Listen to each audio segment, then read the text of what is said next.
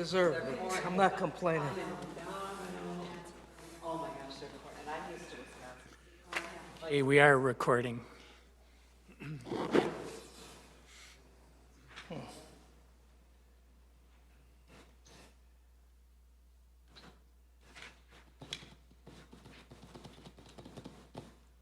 Okay, we have a call to order of the Bartlett Economic Development Commission meeting for August 11th, 2025.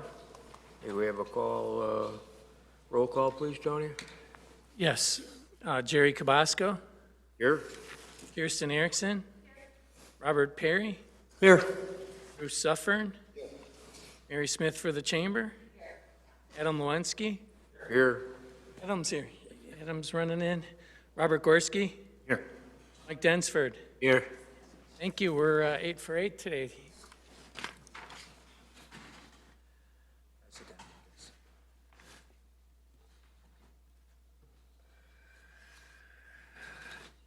Next item on the agenda would be the approval of the previous month's meeting minutes of July 14th. Do we have discussion on the minutes, or do we have a motion to approve? I have some discussion. There are two items that need to be amended. On page 2, on the 1, 2, 3, 4, 5, 6th paragraph, the last sentence talks about the beta grant program. That should be beta. Got it. And then the last page, the meeting called to adjournment at 7:40 p.m. is not correct. 40, caught me, And AM, 140 p.m. right, the 7:40 to 1:40 p.m. Those will be changed before I forward them for posting on the village website today. Okay, do we need an approval on that, or?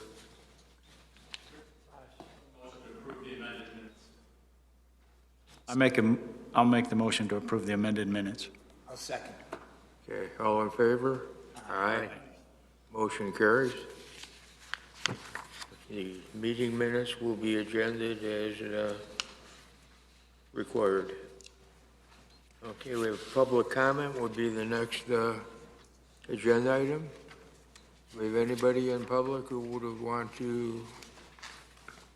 No, but it doesn't appear anybody's here for public comment, but I would like to introduce a new member of our administration team here. Her name's Richie Lucas, and she is our Community Engagement Coordinator. And a lot of that will overlap with a lot of the discussions we've had here over the last few months. So you'll be seeing a lot of her, and we're happy to have her. Welcome. And what will she be engaging in? Everything in the community, economic development, special events, and so forth, and a lot more. Okay, well, welcome to have you. Welcome aboard. Happy to have you. Okay, next agenda item, Tony's going to give us a TIF update on the Lake Street TIF. Yes, I'd be glad to. As I always say, I could talk about TIFs for a long time. In particular, we've been focusing on the new Lake Street TIF a lot. I think we can call it new for a little while longer. If you recall, the village board adopted it kind of late last fall after we had done the eligibility study and the TIF redevelopment plan and all that good stuff. So it's something that we've talked about a lot at the EDC and the plans for it and what it is we're looking for, and reminding you all of the mechanisms of TIF. And I figure what better timing to bring this up than a day after this Daily Herald article posted about it. And there's a lot of things in economic development and the village in general, not just economic development, that goes on, as one would say, behind the scenes, preparing a site or positioning the village for future development. So in this case, the village board and staff and the EDC has been looking hard at the Lake Street TIF really on a daily basis. And what can we do I heard some comments earlier about the former gas station site that the village took possession of about a little over a month ago. And I can tell you I've had dozens and dozens of calls on it, meetings, people walking in, people messaging me through LinkedIn, you name it. A lot of interest in it. However, there's a much bigger site. There's a much more prominent site. It was, or still is technically, the largest development site under private ownership. Some of the biggest site in the TIF is owned by the school district. Really, some of that may become available for development along the frontage in the coming years. But in terms of a real important site for development in this TIF, there's this, really I call it it's a 20-ish acre site. Like every site in town, pretty much, it can't all be developed. It's not going to be 20 acres of development. There's some wetlands possibly on it. And anyway, long story short, the village has been pursuing this site for the past 2 months as the key development site in the TIF district. At a special board meeting about 2 weeks ago, we presented the board with a contract to purchase this. So that's all been signed by both sides, the owners and the village. And right now, the village is in the due diligence period of that. We haven't closed on it. There's probably about 5, 6, 7 emails per day back and forth on it. Last Friday, we had, the village has engaged some environmental engineers and an environmental group, V3, that's done extensive work in the village, in the business park, and just in general throughout the suburban area. So they were doing some soil borings on the site this past Friday. I'm not going to go over all the details of the contract. As you might imagine, there's a lot of details that have been going back and forth between the seller's attorney and the village's attorney in terms of pricing and timing of it. So again, we haven't closed on it, but as you can see, the price has been published in the Daily Herald, so it's a large development site. And just to go over generally, this site can be a cornerstone for redevelopment of the site. The village, Mayor Gunstein and the board felt that having a greater amount of control over it in terms of what type of development that we look to attract to it or that we allow it. There's different ways a community can look at development, and either just purely as a regulator of development. A city can be a facilitator to help developers and businesses that want to come in, or even be an initiator of development. So this falls into the latter. This is the village looking to assume control and take initiative in terms of what type of development we attract into our TIF district. So it's a key site, largest development site, currently doing soil testing. And I'm sure we're going to talk about this site a lot. Possibly by next time we meet, we could close on it. It's right around the due diligence time. It might be 2 months, closer to 2 months from now. But long story short, the village spent a lot of time and effort and meetings to establish the Lake Street corridor TIF last fall. It was approved. As I've described here and in lots of meetings, part of the reason it's a TIF, there's a jumble of properties. This is, like I said, the biggest kind of prime property that can be, one larger site. There's others that are shaped like residential property that are kind of long and narrow and can't be developed on their own. There's some dilapidated properties. There's properties that don't have great frontage or access, or they don't have good frontage and good access. So this site, in the future, we look to really drive the development, and hopefully the village, not hopefully, we will work on attracting a good development to that site. So you'll hear more about that. I hope by a year from now, we'll be talking about a legitimate project coming in. That would be a nice goal for that site. But anyhow, this is kind of informational, but as economic development commissioners, you'll probably hear about it. You may be asked about it. We don't have a developer in hand, okay? But this is a baby step towards getting something that's beneficial for the TIF, the village, the residents, everybody. And I have a copy of the Daily Herald article that appeared in yesterday's paper, if you didn't pick one up.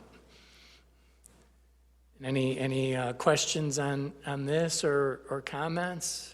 You know, it's a big property and it's a big purchase.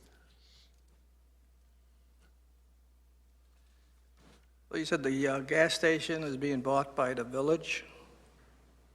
What? Yes, that's already owned by the village. It's kind of a different animal than this one. It's much smaller. There's still contamination and a building on it, but that's all going to be cleaned up and remedied and get a clean bill of health, most likely by the end of this year.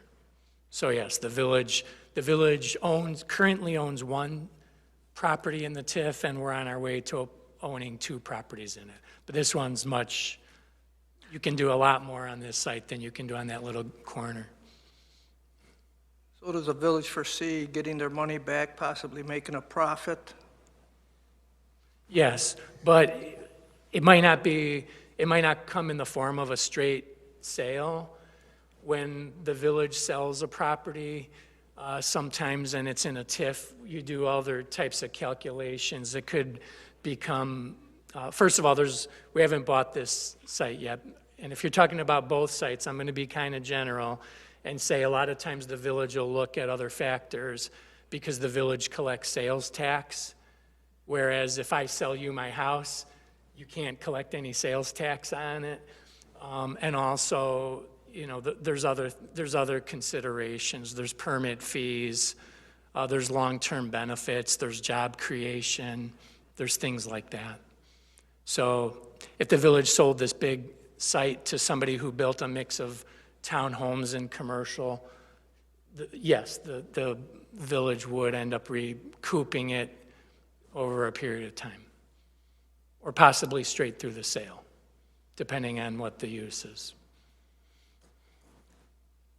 What's current zoning on it? It is zoned commercial. It's zoned commercial, and I didn't load up the whole TIF redevelopment plan, but that area is planned for, the whole TIF in general is planned for a mix of residential and commercial, but with commercial along the frontage. This might not end up being a huge shopping center, but it might end up being a mixture of some residential in the back and strip centers or outlots or some mixed use, possibly. Or it could be a big shopping center. We'll see. So where is this exactly in relative, could say, compared to Tom's Vegetables? Yeah, where is it? Well, it's west of Tom's. If you were to drive, and if you were driving southbound on North Bartlett Road there and you come to that T, it's to your right. So it's just basically west of there. If you do look at, did you grab a packet, Commissioner Suffern? If you look at the packet, there's a nice map from the Cook viewer, probably about 4 pages in, of exactly where this is. So is it like opposite Eastview? No, I mean, it's further west from the school. Yeah. And it's not owned by the Department of Transportation, like? No, this one's currently owned by a private investor. And like I said, I don't know the exact date of our September meeting, but maybe by the October meeting, we can say the village owns it. We're in a 45-day due diligence period, and we have a little longer than that to close on it.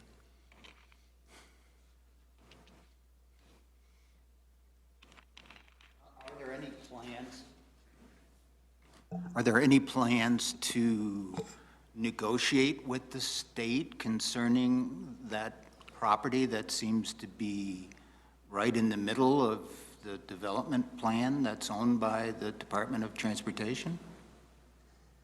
There's ongoing discussions with IDOT about that property, but we're just starting to scratch the surface a little bit. Okay.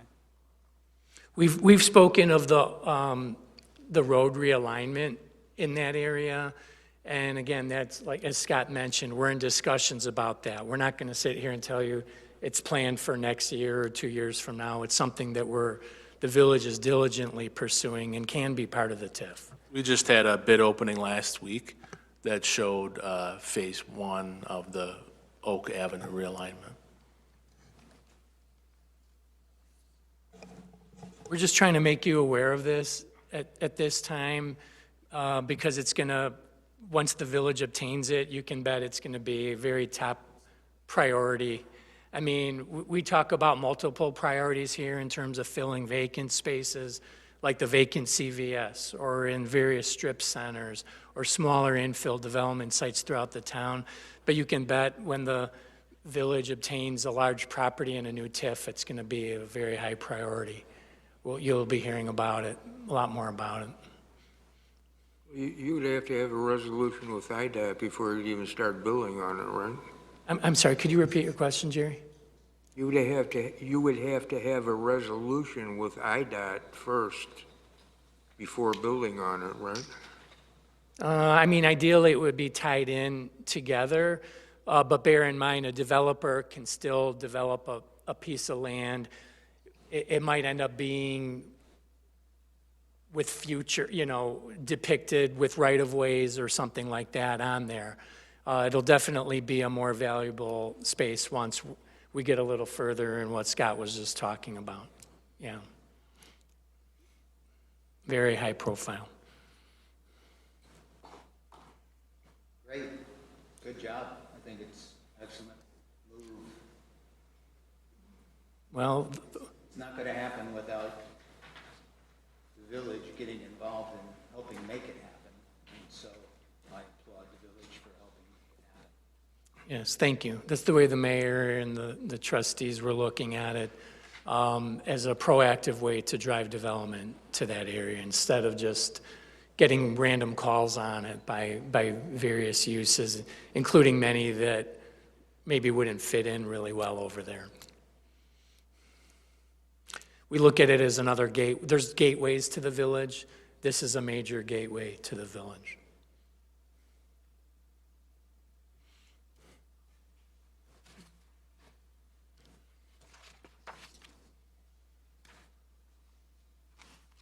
So no further questions on the Lake Street TIF. We can move on to upcoming events. Thank you. This is something we'll be we already do talk about it from time to time, how events tie in with economic development. I was kind of looking at some literature about that and thinking about it actually a lot today. And just, going like off the cuff without the memo, when we attend these events in Bartlett, whether it's the 4th of July, National Night Out, Oktoberfest, Merry and Bright, you see a pretty wide variety of businesses that participate. Now, some of them they march in the parade and they toss candy out or hand out coupons. You go to Oktoberfest and maybe a smattering of them have booths over there, but maybe after attending that, maybe somebody will go to another nearby restaurant or bar. Marion Bright's probably, and the Cocoa Crawl's probably one of the best examples of businesses participating. I don't remember the exact number, but it was 30-ish, at least 30 last year. And some businesses hear about it that haven't participated for whatever reason. Or they're in a shopping center, and I go to this every year, and you walk around, and it's a busy day in Bartlett, and then one business will see, why is everybody going over there? Oh, Cocoa Chrome. So events, don't just happen in a vacuum. It's a lot of effort from some of the people sitting up there at the dais.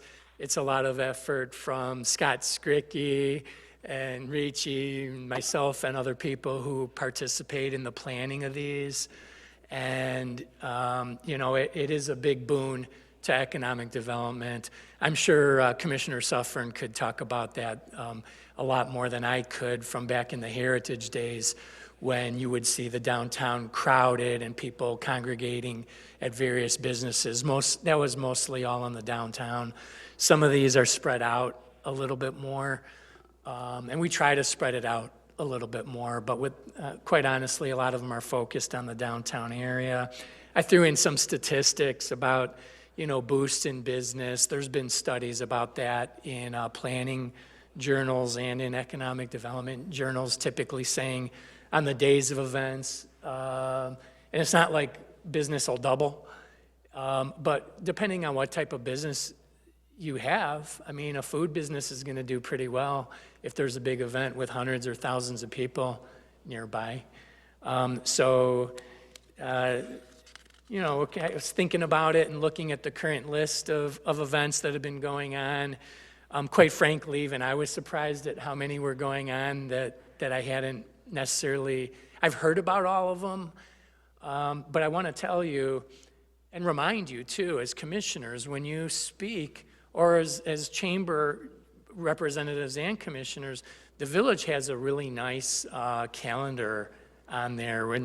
When I put the list of things coming up, like the movies, the garage sale, pet events, food truck, and all that, I took most of that off just looking at the next 2 months of the calendar that's on the village website. Oktoberfest and Marion Bright are kind of the big ones looming, a few months away. But in between those big ones, like the 4th of July and Marion Bright, there's a surprising number of events. And really, I just wanted to bring that to your attention for another discussion point. We've talked about it before. Commissioners over the years have urged us to look into doing more events. The village does support and is the driver behind like most of the big ones, but there are lots of smaller ones, family related. There's like touch a truck stuff almost all the time. The Bartlett Depot Museum has something on the first Saturday of every month. Don't let anybody in town tell you there's nothing to do around here. And if you do hear somebody say that, either start rattling off all the stuff we have, like I do, or tell them to check out the village calendar. There's been more and more. I know the Smoke and Irons one is a big hit. And also, there's been some more car shows lately. There was a car show yesterday. So there's all kinds of stuff going on here in the town. And once again, I'm just going to close my little spiel on this, with reminding you of the calendar that's on the village website. And also, if any of you know of one or want to promote it, want the village to promote it on one of our Facebook pages, I do the Discover Bartlett page, and I joke around. I'm always looking for something to post on there. I'm grateful when the Lions Club sent me something about their car show. I put it on right away. I probably had heard about it, but couldn't remember when it was. But anytime you hear something, feel free to send it. I think we'll be talking more about these events in the coming meetings as well. Again, I think events are great. Just for the record and for our new addition, daytime events are really helpful. Friday night and Saturday nights are traditionally very busy nights anyway for restaurants and you know, they do pretty well on those nights regardless. But lunchtime for them, not nearly as what it is in the evening. And so as you have people approach you about events, your Cocoa Crawl event, for example, which is during the day, huge because it's during the day. When we had Bartlett Heritage Days during the day, we would do 3 or 4 times the amount of business than we would done normally. And so did many of the restaurants that I spoke to, because it was during the day. And so I get that the people work and like evening events, Friday night events, and Saturday night events, totally get that. However, just take that into consideration. Thank you, we will, for sure. Any other comments or suggestions on our busy event schedule?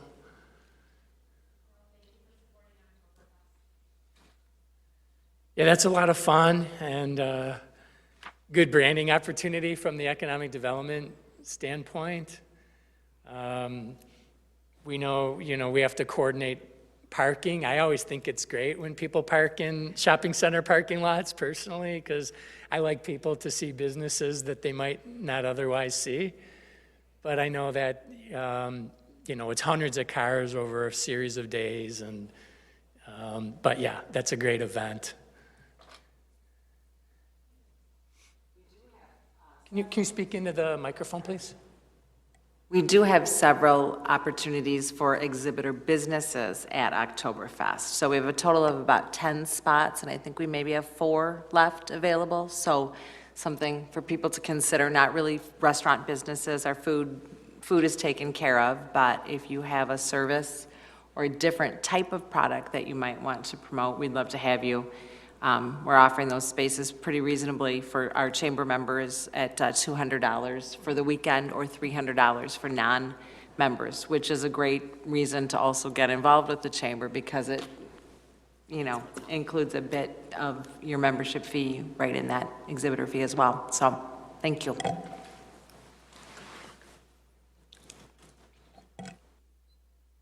Yes, thank you, Mary. If you have no further discussion on the upcoming events, we can move on to our commercial vacancy update, Tony? Gladly. Recently, the village and lots of villages, really most of them in DuPage County, have subscribed to what they call the Municipal Analytics Program. It's, well, as the name suggests, it provides the community's access to a very wide range of reports. I suppose I could bring more information to it about the type of reports, but they typically cover a range of the types of things that businesses or developers or communities use when you're analyzing either the community as a whole or a specific site. It includes things like traffic counts, spending patterns, retail analysis, educational level. All of you have been on the EDC long enough to have been through at least a couple of my economic indicators reports that I typically do early in the year, where I gather probably, I'd say 7 or 8 different reports and kind of cobble them together for a current snapshot view of the village as a whole. So the Municipal Analytics Program is that plus many more reports. There's something called CoStar reports that are widely used in commercial real estate. The services that commercial real estate people use are typically LoopNet and CoStar. And CoStar provides more analytics. LoopNet is more of a listing service, where if you have a commercial or industrial property for sale or lease, you have to basically have it on LoopNet. CoStar has a lot more analytics, and if you just subscribe to it on your own as a village, it is over $1,000 per month, so it's a pretty costly thing. So we have access to it now. I ordered CoStar reports on the village last week. I didn't include them all in your packets because that was 200 pages worth. I don't think you wanted to look through. So instead, what I did was I took some of the highlights, the very core highlights, which are a lot of the numbers that we look at early in the year typically when I've been ordering the CoStar reports. Usually I order them in January or February. I'm probably going to start getting them quarterly now. So CoStar has, depending on how you categorize certain buildings, sometimes they have 81 buildings categorized as commercial/retail. A couple of them, I think 2 of them might just be considered office. But the CoStar report that I just looked at had 79 commercial buildings. Current vacancy rate is 7.7. They have this metric that is net absorption, and it's always nice when I can sit here and say it's plus, but it's a -2, just meaning the vacancy rate's ticked up by about 2% in the last 12 months. And I attribute, roughly 1% of that to the CVS building on Army Trail Road. And there have been a few other vacancies that have popped up here and there. But also, as we get to a new business soon, some of those are being filled. The capitalization rate is 7.9%. When you speak with a commercial property owner or investor, a lot of times they'll tell you it's a common refrain that cap rates are getting squeezed. And 7.9% maybe is lower than it used to be. That's essentially, without getting into the exact definition, that's like your return on investment. So if you buy a typical shopping center in Bartlett or commercial property, it's going to take you 12 and a half years or so to recapture your investment with the current capitalization rate. Average asking, this is important, base rent. Until I amended it, my slide said average rent is $18.85, but that's a little misleading even because, as you know, we're in multiple counties. Base rent is often not the same as your gross rent, and you have to pay CAM on top of that, which includes property taxes and maintenance. And as you're well aware, we've spoken about it many times, the CAM and taxes are typically higher in Cook County than they are in DuPage. The rents tend to be higher in DuPage. Anyway, I find that number interesting because a lot of the rents in the downtown area are a little lower than that, 15, 16, something like that. And a lot of them in DuPage County. If you go to Stearns in 59 or Army Trail in 59, your rent's going to be closer to 30. But your pass-throughs are going to be lower.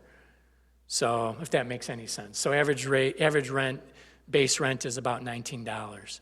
That includes, anyway, that's according to CoStar. We have some older centers with lower rent, like Oakfield Center, like Devon and Prospect, where the rents are lower. Even Streets of Bartlett, the rents were lower a few years ago until Mr. Raphidia has upgraded that center. Good news, I always like to say this, we have 5 fully occupied shopping centers. Let's see, those include Bartlett Commons, because we have 1 new tenant that filled the last empty space in there. Bartlett Orchards, which is the shopping center across from Jewel. Gallery of Bartlett, which is the newest shopping center in town on Army Trail Road. Beef Shack and Atlas Chicken, etc. Bartlett Plaza. Now, Gorski's used to be called Bartlett Plaza for about 50 years, but now Bartlett Plaza is the strip center in front of the Home Depot that has the Starbucks in it. It's called Bartlett Plaza. And Bartlett Square, which is also on Army Trail Road. Let's see, Army Trail Animal Hospital's in there, and Piatanza's and all that is Bartlett Square. There's only 1 vacancy left in Streets of Bartlett. That's that very end piece near the Montessori school that has been a medical office for years, and for those of you who've been around here for decades, used to be Annie's hot dog spot. So that's the one space over there. The retail centers with the highest vacancy rates, quite honestly, it's been this way for years. Devon Prospect Plaza, I think it's probably over 20% now. Oakfield Center is about 20% also, and Stearns Crossing. And here's the picture of Stearns Crossing. There's all these chronic vacancies along Stearns Road over there. They have good brokers working them. It's confounding for staff as well why some of these remain vacant over the years, but those are some of the ones that contribute to making the overall vacancy rate close to 8% now. On a positive note, there are some bigger shopping center owners that, at least one, that's looking at Oakfield Center now, specifically because it's in a TIF. So there is a possibility of getting that center upgraded within the foreseeable future. So there's a lot more inside your packet, your paper packet. I included some of those indicators and some of the statistics. I'm happy to forward the entire reports if you want, but like I said, some of the reports are like 50 pages. They review every single commercial property in the town. But I wanted to keep you apprised of this, and I think in the coming meetings, I'll be making use of more of these municipal analytics reports. Personally, the one I'm most excited about with that, and haven't used it yet, but intend to, is an economic impact study. It almost answers one of the questions earlier about recouping the sales price. Quite a few times over the years, as the village has considered large projects, on my own, I've tried to do my best to do impact analysis for the mayor and the board, and that includes things like, specifically with the apartment project that got approved on Railroad, how many units would it be? How much property taxes would they pay? Very interestingly, what would the rents be? What would the typical household incomes be for the tenants? And how much local spending would we count on, which was in the 30 to 40% range, as I recall, for local spending. So anyhow, I could go on a lot about the municipal analytics, but it's something that you'll probably see at the EDC more on a quarterly basis, not dumping 20 things on you at once in February, although I'll still do that, just so we have a complete snapshot of the village. But in terms of various aspects of it, or if there's something in particular that you're interested in along those lines, let me know. I'll see if I can get a hold of it. Scott's mentioned this before. When we were working with Culver's, they wanted us to make maps of where all the schools and churches were in the town. Way back when the late husband and wife who founded the breakfast restaurant in Westgate Commons, what's that called? Savory. They were looking at they were very interested in all the senior units that were getting built at the time for Clear Oaks and Victory Center. People look at all kinds of things. AutoZone looked at the average number of vehicles and the age of them in town. I could tell stories all day, but this kind of municipal analytics programs gives us access to that information rather quickly and efficiently. And any questions or comments about that? I'll try to answer. Tony, on 59 and West Bartlett Road, we designated 5 acres for commercial on the corner. Right. Can you give us an update on that? I will give an update, but the update is there's not much of an update. It's still been mostly gas station owners looking at it. It's been, even though the TIF is in Cook County as well, honestly, I think there's been more interest in the village-owned site on Lake Street than there has been at West Bartlett and Route 59. There's no proposed development there at this time. It's got a new, I don't want to say new broker, but a broker who was assigned to it probably about 6 months ago. I think after this meeting, I'll give him a little poke and ask if there's any news. The last time I asked, he told me there really wasn't.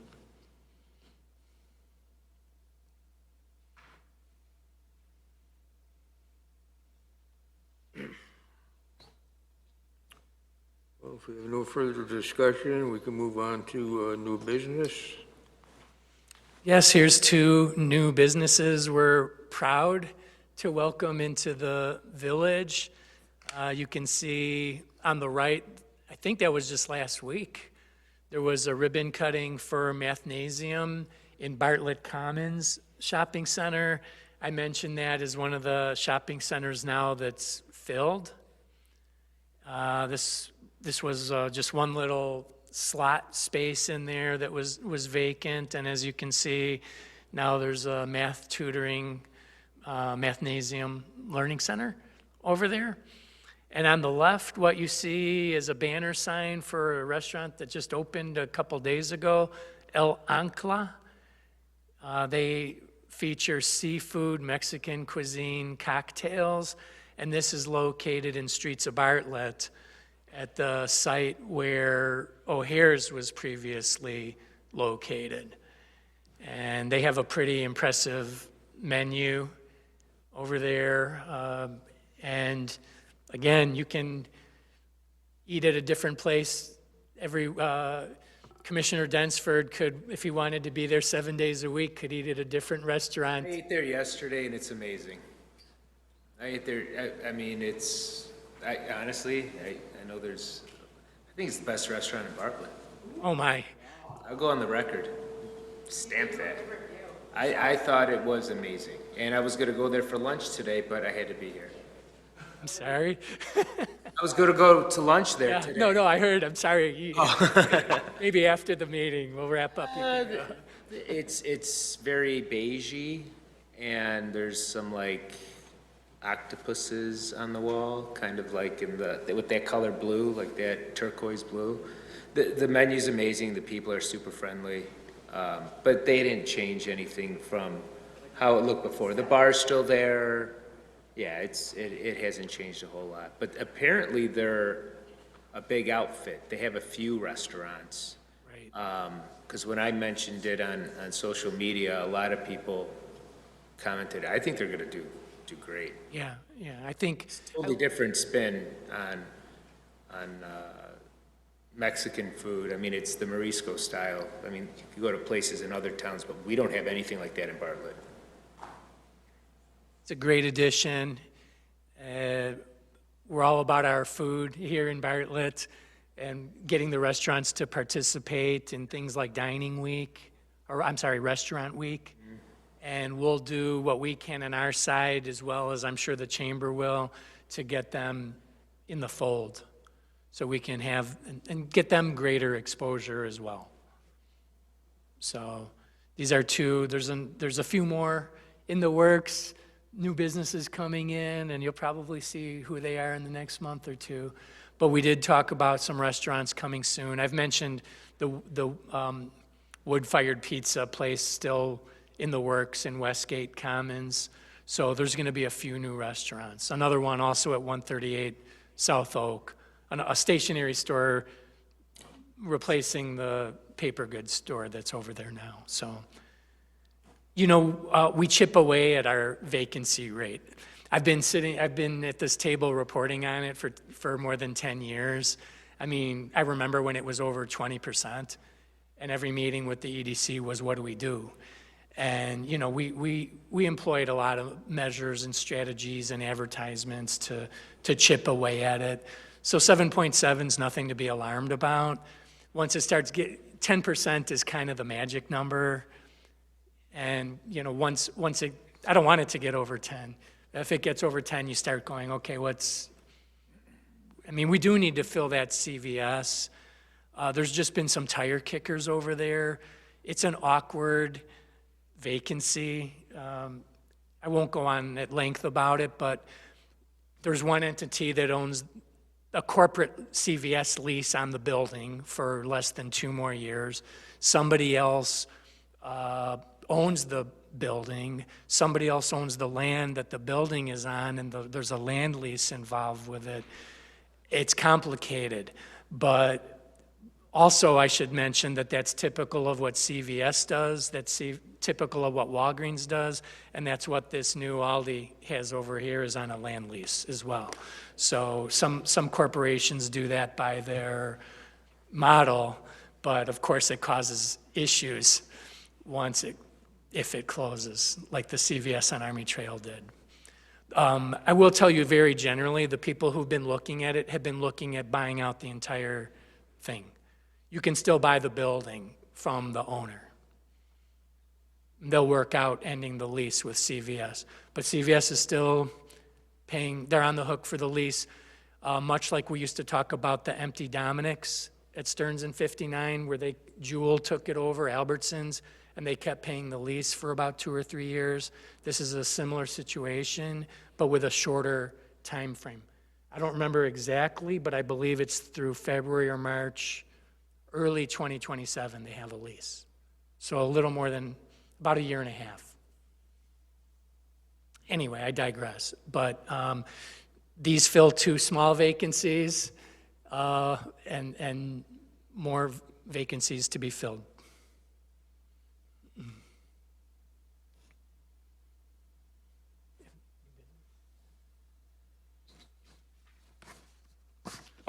And one more thing under new business. I forgot I added this. This isn't a new business. TL's was probably here in front of you guys 2 or 3 months ago, the BETA grant. And then you want to know what a $30,000-ish sign looks like, because it's one of the pricier signs we've seen here in a grant application. Here it is. I think it looks beautiful. I pulled up, I wasn't here even for the B meeting, and I pulled up to that stop light, and I was like, geez. Yeah. You can see it from Jewel. Yeah, oh yeah. It's awesome. Yeah, so I wanted to follow up on that one if you hadn't seen it laid your own eyes on it yet. It's a pretty amazing sign.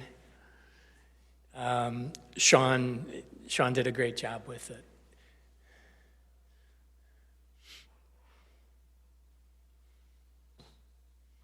If we have no further questions, we can move on to the final agenda item, which is adjournment.